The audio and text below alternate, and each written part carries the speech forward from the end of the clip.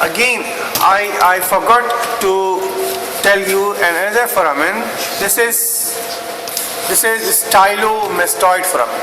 Stylomastoid foramen. Why it is stylomastoid? Because it lies between styloid process and mastoid process. Stylomastoid foramen. This is external auditory meatus.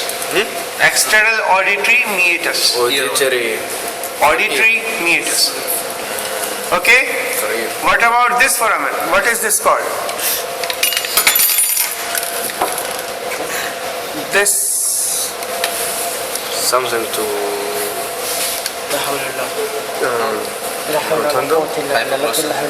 rotundum hypoglossal canal. Yes. This is what it is called, hypoglossal canal. Okay? What are the contents of hypoglossal canal? Definitely hypoglossal nerve. hypoglossal. Again, hypoglossal because I couldn't see you for the camera. This is hypoglossal canal. Hypoglossal, yeah. Okay? What are these two bony projections? What? Fontanelle? Come on. No, fontanelles are not here. Fontanelles on the verticalis. Raphael said that. Occipital condyles. Okay. Occipital condyles. These condyles, they are shiny, polished, and they are covered by hyaline cartilage. They form atlanto-occipital joint. Atlanto? With the first, very nice. With the atlas. First vertebra. Atlas, the first vertebra bears sockets, concavities, and these concavities articulate with the convexities to form the atlanto-occipital joint. And as they are like this shape, so the movement of Anterior and posterior. yes, very nice. The movement would be yes movement, antero-posterior. No other movement can take place. Yes movement. And this, I don't know. This is So the the second movement. vertebra. No, this, what you are talking about, this and this. These are the joints between the vertebrae of the cervical region. I mean not here. Sideway movements and salam movements, as we are observing in prayers. Salam movement or no movement is being done by atlanto-axial joint. Atlanto-axial, because it's a pivot type of joint. The atlas is the whole and the axis have a bony projection inside. So it rotates inside to form this no movement. So atlanto-axial joint movement, no movement. Atlanto-occipital joint movement, yes movement. Okay? Okay, fine. Now, what is this process called? Mastoid process. Mastoid process. What is there inside? What is Mastoid fossa? mastoid? Fossa lie inside. The notch and fossa inside. What is there inside? Mastoid air cells. Air cells. Mastoid air cells or mastoid air, not we call it sinus, mastoid air cells. So these air cells, they are responsible, they have got a communication with the middle ear cavity to make the voice. You see the outer inner environment, atmospheric pressure. For the equalize. balance? For the balance. Okay. So this is, you can see here the mastoid process, the styloid process. The styloid process gives rise to the attachment of ligaments and muscles. Okay?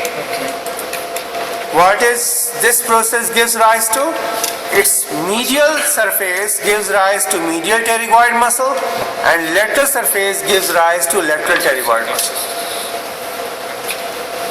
This is the basi-occiput which unites with the sphenoid bone. So what is the origin of the name pterygoid? Pterygoid. Pterygoid, I don't know. Actually, this is pterygoid fossa, pterygoid plate. Huh? It's a Latin word, and you can find it out in the dictionary for the exact meaning. Exactly. So, what is this depression called? Something depression. This depression. This is the Temperament. fossa for the temporomandibular joint. Okay? Here the head of the mandible articulates to form temporomandibular joint. What about this region? What is this called? Superior knuckle line External. or superior? Protuberance. Oh, okay. External occipital protuberance that leads on the two sides the nuchal lines. Highest, superior and the inferior nuchal lines. The muscles of the back of the neck, the sides of the neck, they get originated from Inferior this area. What is this wavy structure called? Baby. Sutures. Lambdoid. Lambdoid suture. What is this bone called? Occipital bone. Occipital bone. This is the squamous part of the occipital bone. You see, squamous means flat. Just like squamous epithelium, flattened. So this is squamous, this is squamous, this is squamous, all is squamous, all is squamous.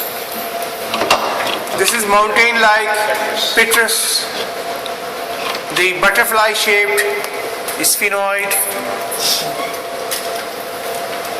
the condyles. What is the origin of the condyles? From which bone they arise? Occipital bones, yes. The two occipital on the two sides, the margin of the foramen magnum, you can see here on the anterior lateral aspect, the two condyles are projected. And in the middle there is a gap which is called foramen magnum. Okay? So where does the basilar part of the occipital bone? Yes, this is the basic occiput. This is the basic occiput. So where does it attach? You can't see it in this one. Yeah, it has got an attachment with the sphenoid bone. Okay? Is there a suture between them? Yeah, of course. You can see here.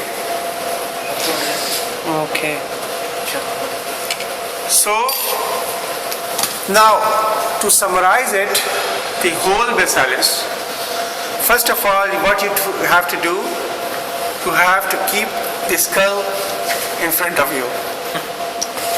The first thing to do. Okay? Or to observe. Next thing, to divide the skull into three parts. This norma. Anterior 1/3, middle 1/3, Posterior posterior 1/3. Then, again, the central area should be discussed. The central area, then the sides. Anterior side, the hollow cavities, their boundaries. Posterior side, this haphazard bone, petrous part. Then you can have a look behind the occipital bone that finishes up. Very simple to understand. This usually creates trouble to the students. Actually, in the OSPE or during Viva, examiners usually put, as you know very well that we pass through the foramina wires, people usually they don't identify because they, in first glance you can see that it's very confusing type. You can identify from this side, but the same foramen cannot be identified from this side. So if you have any problem related to for the identification, you should have to turn like this. Then you can easily understand which foramen is being asked. Okay? So any question related to this? Sphenoid bone is paired or singular?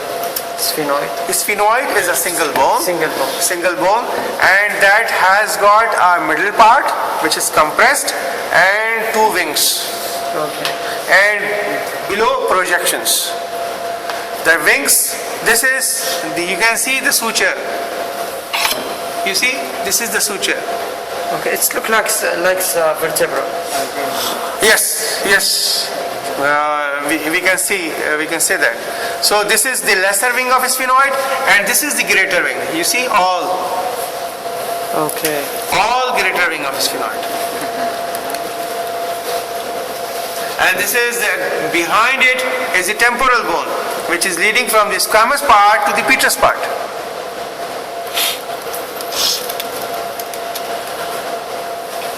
What about the inside, like the lacrimal nasal? This would be in the frontal view. Oh, frontal. We will discuss the frontal view later on, in which we can see the lamina papyracea, the roof, the floor, the walls, boundaries of the orbit, its openings, the base, the apex, all that. But initially we should have to concentrate on this very complex part of the skull,